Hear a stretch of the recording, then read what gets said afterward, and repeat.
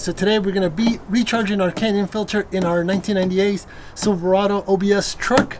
I haven't done this in about at least good 7 years or plus, so stay tuned, keep watching, make sure to hit a subscribe and a thumbs up. Let's get this Canyon air filter charged.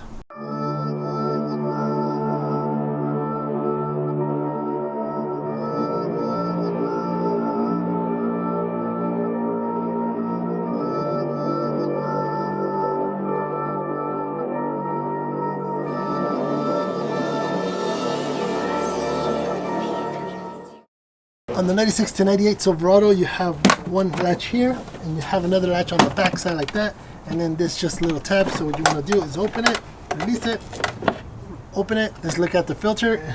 You can obviously tell it's really bad condition, so this is not helping our performance of our truck and our 5.7 liter GM motor.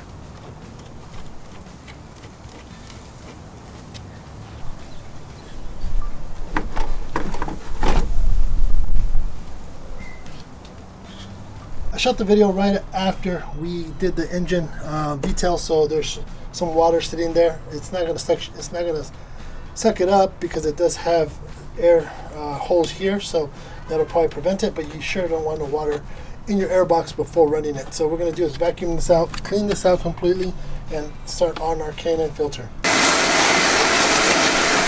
Well, here's the K&N filter. As you guys can see, this thing is super filthy. There is spiders, there is, I don't know what else is in here, but you could tell it hasn't been cleaned for a very long time. Like I mentioned, probably the last time I cleaned this had to at least be 7 years ago. I don't drive the vehicle much. I'll probably say, if anything, maybe 100 miles a year, if that. I'd probably say a lot less. But let's go ahead and really get down and cleaning this. This is going to need a lot of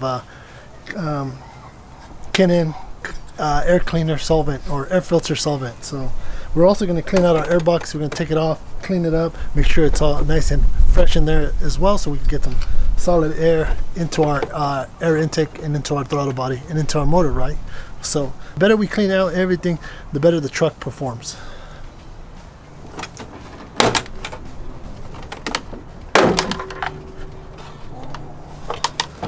That took our air box out.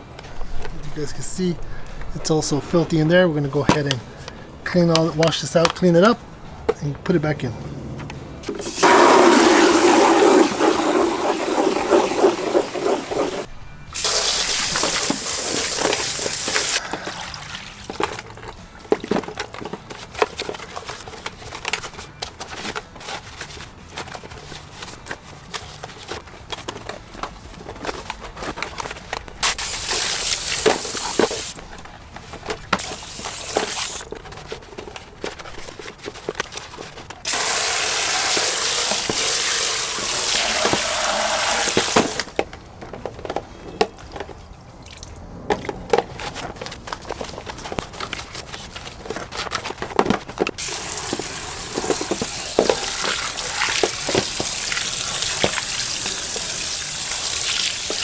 Now that we let it sit, now we're gonna rinse it off with some just running water. As you can see, all the gunk is kind of coming off the filter.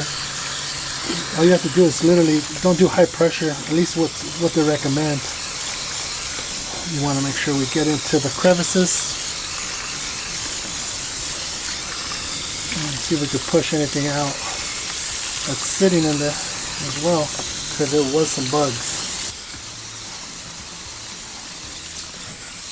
Let's let it sit and dry. Well, I'm going to run it one more time and let it sit and dry, and then once we get it dry, we'll get back to putting the oil on it.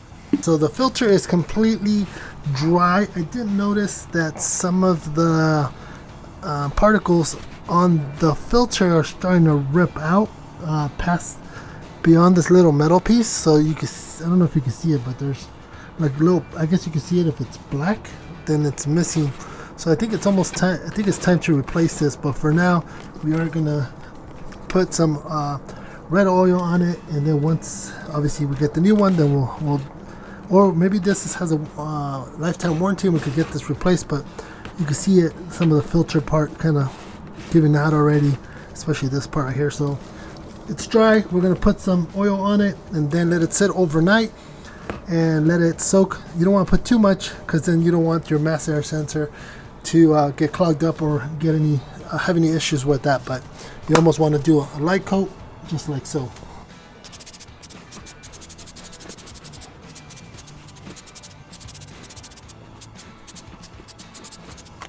I also found that the spray oil is a lot easier than the squeeze, so this is a lot better, easier to apply. So now we're just gonna let it sit overnight and then install it and start up the truck. Filter is dry. It's the next day. As you can see, it still looks black, but it still performs well. Like I mentioned, you kind of see that the paper in the back is kind of going. So I think it's time to replace this.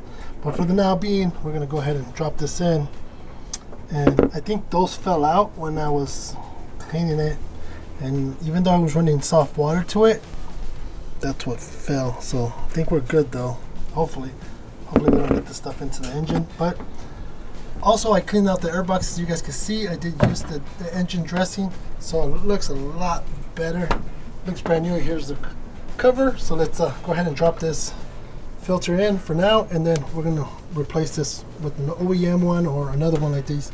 I don't really go into dirt much, so I'm not worried about the performance, and because it's not exposed, I always put the cover on.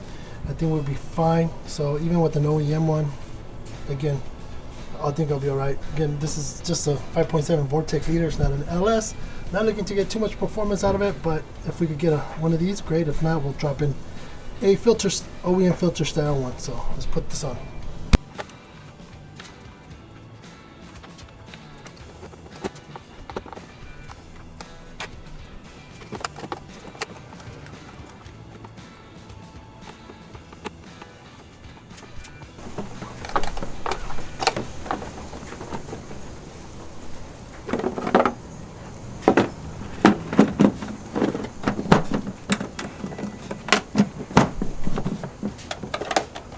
You want to make sure that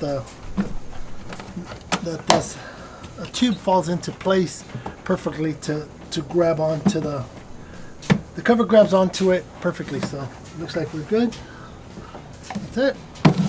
Thank you for watching how to clean out your K&N air filter on your 5.7 liter Vortec engine Chevy. In this case, my 98 Silverado OBS truck. Simple fix. Make sure you just clean it depending on how often and the road conditions and the weather conditions and how you drive your vehicle.